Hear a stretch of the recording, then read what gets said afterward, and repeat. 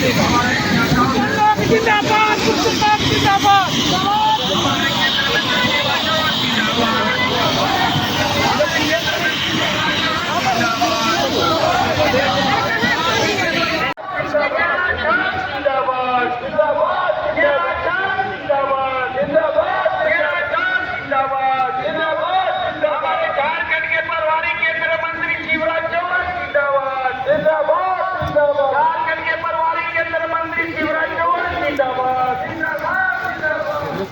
हाँ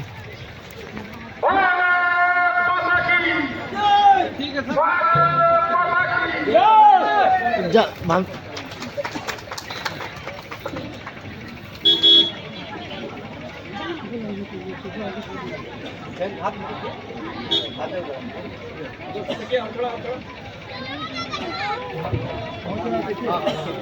तो जिनका हमें बहुत बेसब्री से इंतजार था उस समय और इनके नेतृत्व में पूरे मध्य प्रदेश में इन्होंने इनके नेतृत्व में पूरा का पूरा एमपी सीट इन्होंने जीतने का काम किया था और वो झारखंड के प्रभारी हैं।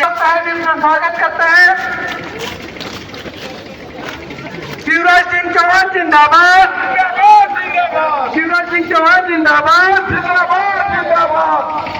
भारतीय जनता पार्टी जिंदाबाद, भारतीय जनता पार्टी जिंदाबाद।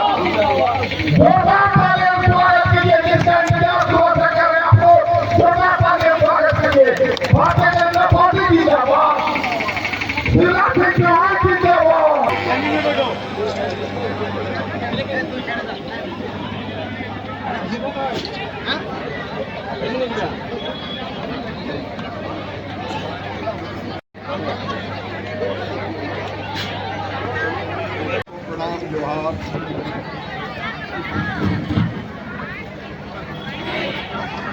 बैठे थोड़ा आप लोग की स्पीड मेंटेन कीजिए।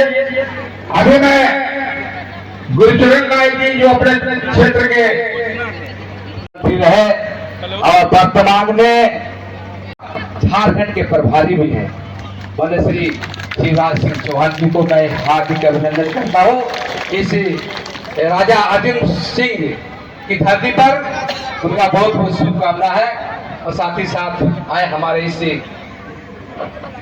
सबसे पहले आप सबों का नमन करता हूँ, झारखंडी जोहार करता हूँ।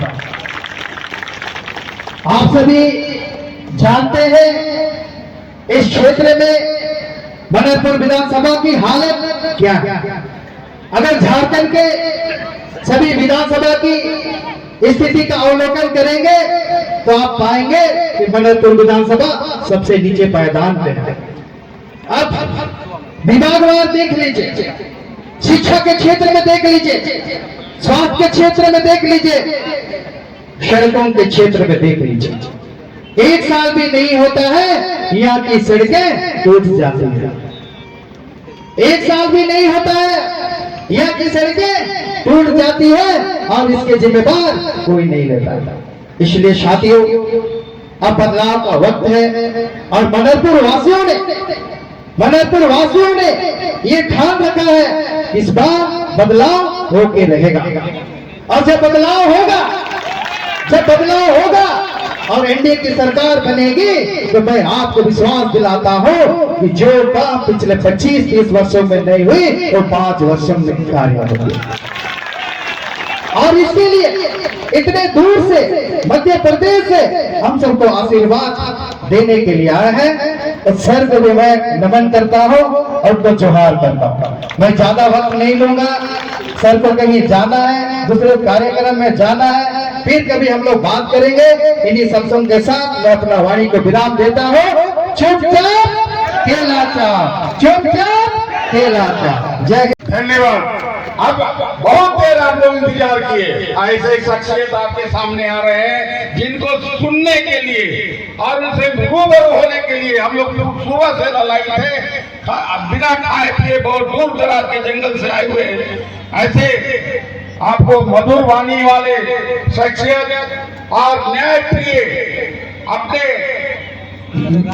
अपने आचरण से सबको सम्मोहित करने वाले नारी शक्ति को जगाने वाले, भारत के किसानों का साथ देने वाले और इतने लोकप्रिय हमारे बीच में उपस्थित हैं। मैं उनसे आग्रह करता हूं कि आप आए और हम सभी को अपने आशीर्वाद देकर आशीर्वचन से अनुग्रहित करें।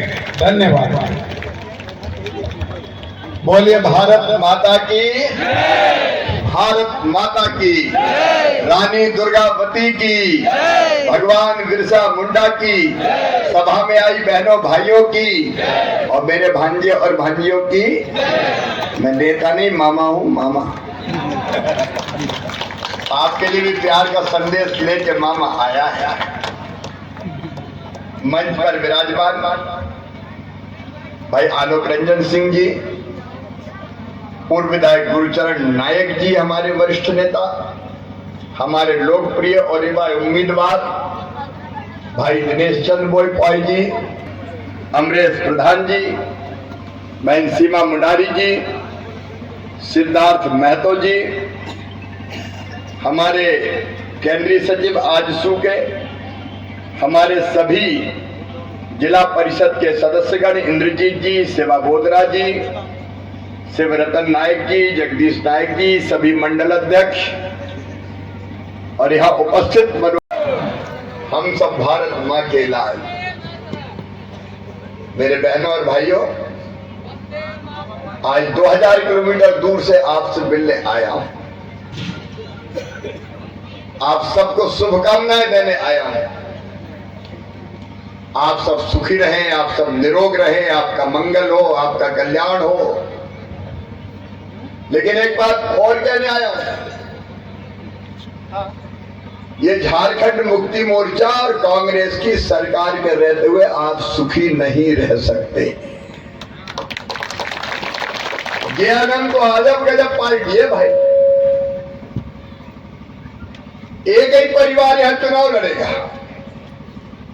भाभी एक ही, शिव सोरेन जी, हेमंत सोरेन जी, कल्पना सोरेन जी, और यहां भी मैंने सुना जोबा माझी जी, उनके पतिदेव, उनका बेटा जी, और कोई पैदा नहीं हुआ क्या लड़ने के लिए? और किसी ने कोई बेटा बेटी पैदा नहीं किया क्या? क्या तुम्हारी ठेका है? जरा दिल पे हाथ रख के बताओ, ये वंशवाद ठीक है क्या? और एक बात मुझे बताओ, इतने दिनों से यहां पर राज कर रहे हैं, जनता की भलाई के लिए कोई काम किया है क्या इनने? जनता से लेनी देना नहीं, अपना परिवार, पति पत्नी और बेटा, बाकी से क्या लेना देना? ये बाकी पार्टियों की ये कहानी है। लेकिन भारतीय जनता पार्टी, देखो ईमानदारी से आप सोच के देखो, हेमंत सोरेन और जेएमएम ने क्या दे दिया? ये झूठे लोग, ये पहले वादा किए 5 साल पहले, इन्होंने वादा किया कि मैं हर बहन को 2000 रुपया चूल्हा खर्च हर महीना देंगे। 5 साल पहले कहा था, याद है कि नहीं? मेरी बहनों 5 साल तक 2000 रुपया मिला क्या किसी को? जोर से बोल के बहनों बताओ, मिला क्या? ये झूठे लोग 5 साल तक कुछ नहीं दिया, लेकिन जब चुनाव आए तो हेमंत बाबू आए, 1000 ले लो, 1000 ले लो, 1000 ले लो, टुकड़े डालने आ गया। अगर 5 साल तक 2000 देते तो 1,20,000 रुपया मेरी बहनों तुम्हारे खाते में आते। बताओ आते कि नहीं आते? लेकिन ये तो 1,18,000 खा गए। चुनाव के समय 1000 लेके आ गए। क्या जनता को मूर्ख समझते हो? ना बहन के लिए कुछ किया, ना बेटियों के लिए कुछ किया। आज मैं ये वचन देने आया हूं, ये प्रण है भाजपा आजसू का, नरेंद्र मोदी जी का। मेरी बहनों, आप आजसू को यहां से जिताइए, हमारे गठबंधन को जिताइए। भारतीय जनता पार्टी और आजसू की सरकार बनते ही आपके खाते में सीधे 2100 रुपए डाले जाएंगे हर महीना। 2100 रुपए। कितने रुपए डाले जाएंगे? बहनों जोर से बताओ, धरती और आसमान सुन ले, कितने रुपए डाले जाएंगे?